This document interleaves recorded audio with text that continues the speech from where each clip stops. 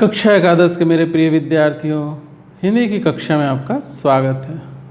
हम लोग वे आँखें कविता को पढ़ रहे थे और पिछली कक्षा में हम लोगों ने पढ़ा कि किस तरीके से किसान की पत्नी, उसकी घरवाली बिना दवा के मृत्यु को प्राप्त होती है, अर्थात उसका इलाज नहीं हो पाता, समय पर इलाज नहीं हो पाता।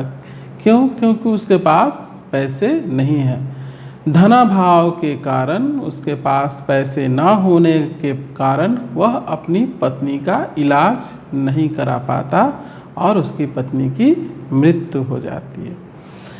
उसके साथ साथ उसकी पुत्री जो अभी अभी पैदा हुई थी, जो दूध में हुई बच्ची थी, अर्थात माँ के दूध पर जिंदा रहने वाली बच्ची थी, वह भी 2 दिनों के पश्चात अपने प्राण त्याग देती है, अर्थात उसकी भी मृत्यु हो जाती है। तो आइए किसान के जीवन में और कितनी व्यथाएं हैं, कितने दुख हैं, उसको हम लोग आगे पढ़ते हैं और जानते हैं।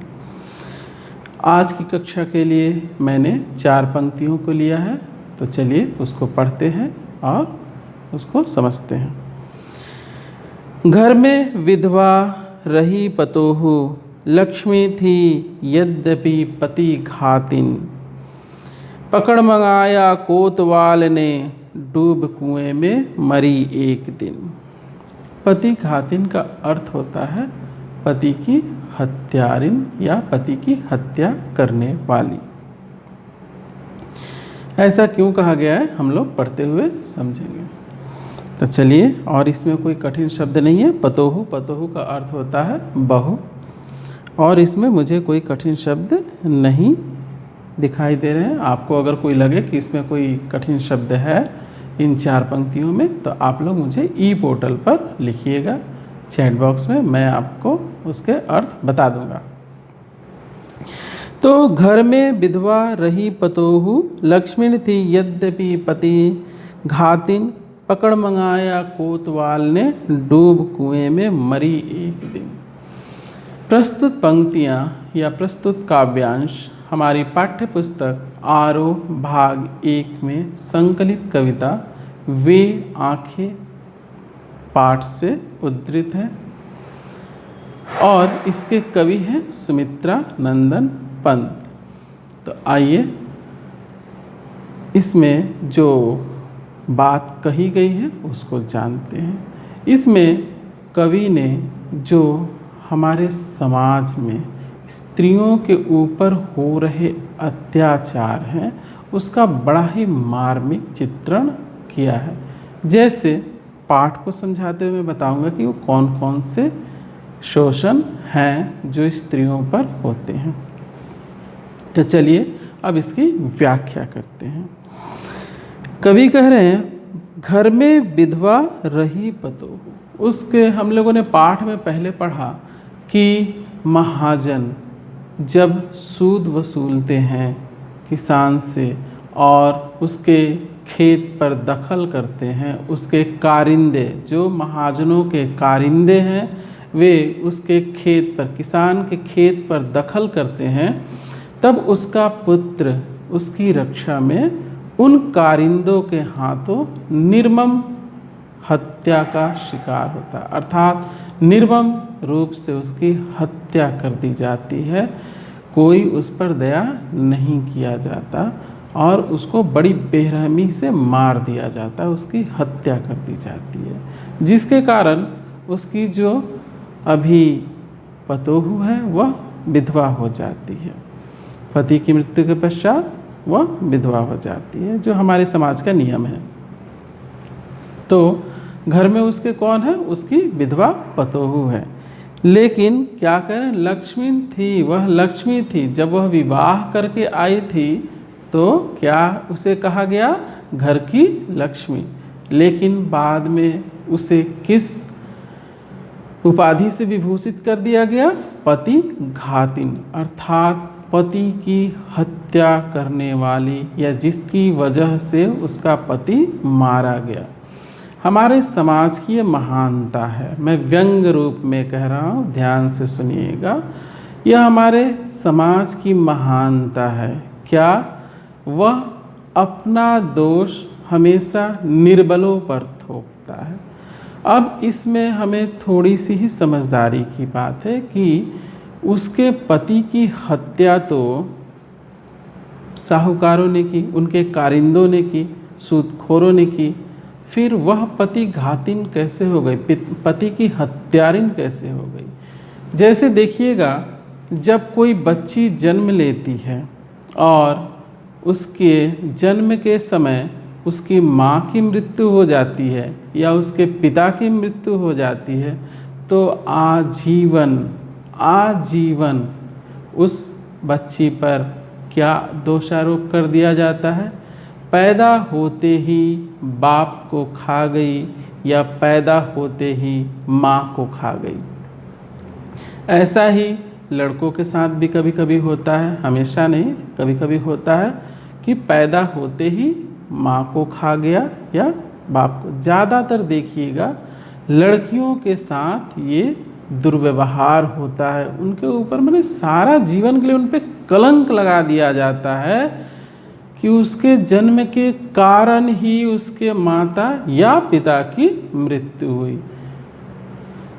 तो उसी तरीके से अगर कोई स्त्री विवाह करके किसी के घर आती है और कुछ दिन के पश्चात या कुछ वर्ष, 2-4 वर्षों के पश्चात उसके पति की मृत्यु हो जाती है किसी भी कारण से, तो लोग क्या दोष लगाते हैं?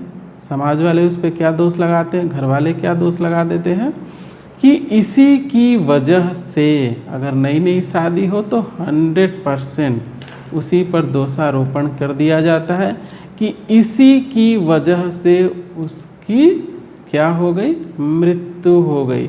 जैसे अगर वह शादी ना करती तो उसकी मृत्यु ही नहीं होती और वह विवाह नहीं करता तो अमर हो जाता। तो ये तो अच्छी बात है कि कोई विवाह ना करे और सारा मतलब हजारों वर्षों तक जीवित रहे। हत्या किसी और ने की और दोषारोपण किस पर हुआ? उसकी पत्नी पर, कि उसी की वजह से, अर्थात वह क्या है? पति घातिन है, उसी की वजह से उसकी पति की मृत्यु हो गई। तो ये हमारे समाज की जो कुप्रथा है, जो स्त्रियों का शोषण करने का, उन पर लांछन लगाने का, उन्हें दबाने कुचलने का जो तरीका है, यह वर्षों से चला रहा है। आज भी देखिएगा हमारे पढ़े लिखे समाज में ये व्यवस्थाएं, ये कुप्रथाएं देखने को मिलती हैं। अगर कोई कहता है कि ऐसी बात नहीं है तो वह घूम कर देख ले, हमारे समाज में ऐसी चीज़ें देखने को मिलती है। बिना देखे मैं नहीं बोलता, मैं प्रत्यक्षम किम प्रमाणम, प्रत्यक्ष को प्रमाण की आवश्यकता नहीं होती। मैंने ऐसा देखा है, ऐसे समाज को देखा है, इसलिए मैं अपने अनुभव से ये बातें बता रहा हूँ। आगे बढ़ते हैं। पकड़ मंगाया कोतवाल ने, डूब कुएं में मरी एक दिन।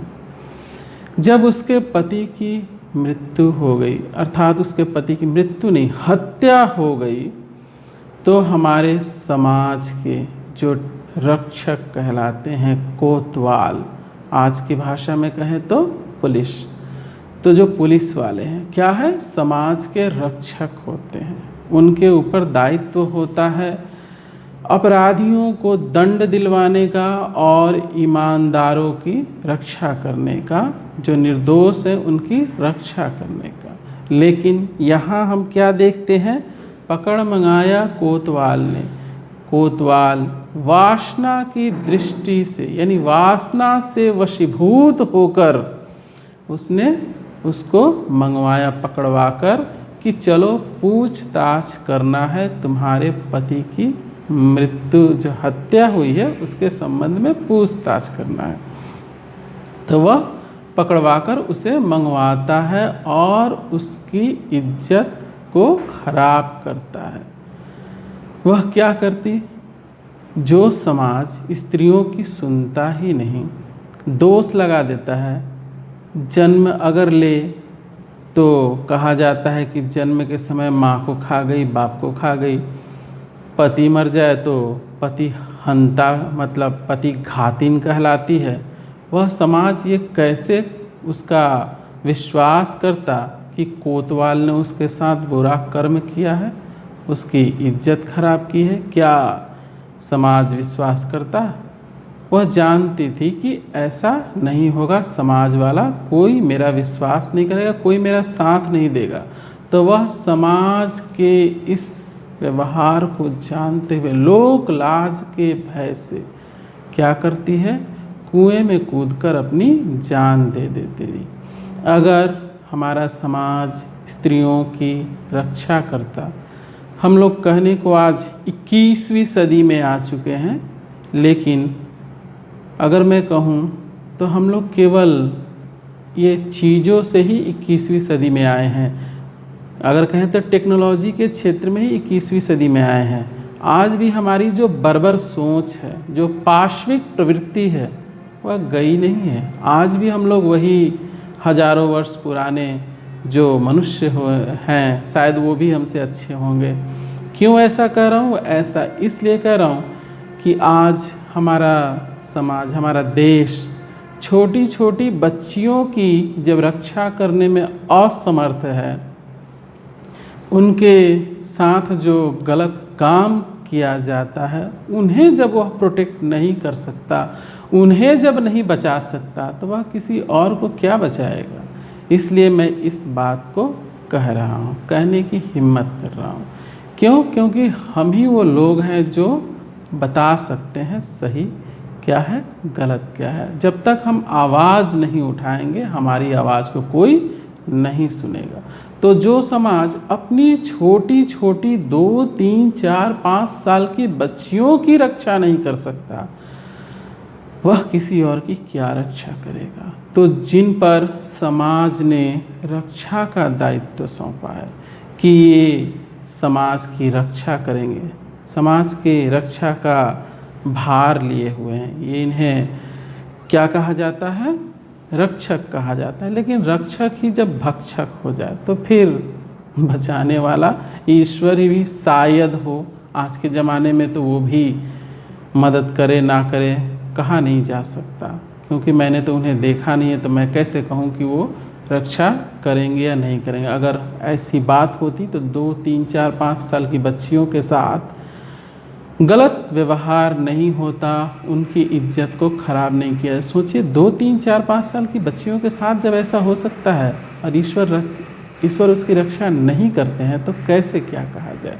इसलिए मैं भावनाओं में ना बहते हुए सीधे टॉपिक पर बात करता हूँ कि वह कोतवाल के द्वारा जो उसका शारीरिक शोषण होता है, जो उसकी इज्जत खराब की जाती है, तो वह एक ही मार्ग सामने देखती है कि अपने आप को समाप्त कर लिया जाए। क्यों? क्योंकि समाज अब उसको बुरी नज़र से देखेगा। उस कोतवाल को देखे ना देखे, मैं नहीं कह सकता, तो उस कोतवाल को देखे ना देखे बुरी नज़र से, लेकिन उस औरत को जरूर बुरी नज़र से देखेगा। वो समाज में फिर इज्जत नहीं पाएगी, लोग उस पर और तरह तरह के लांछन लगाएंगे।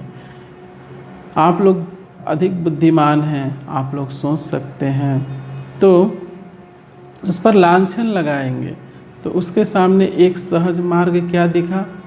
अपने आप को समाप्त करना। अगर उसके सामने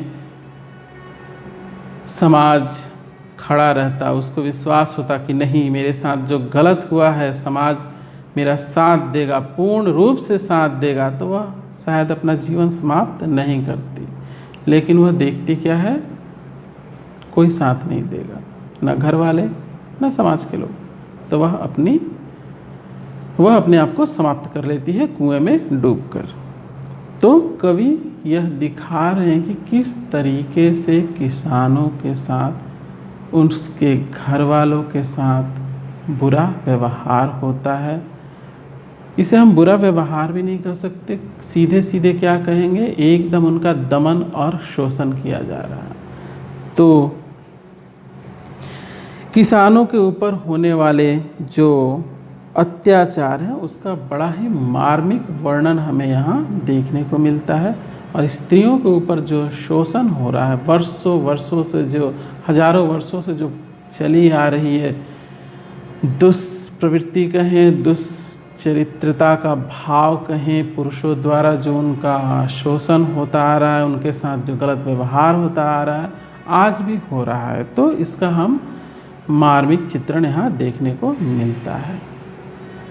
मिलते हैं अगली कक्षा में और इस पाठ के जो बाकी का अंश है उसको पढ़ते हैं। तब तक के लिए धन्यवाद।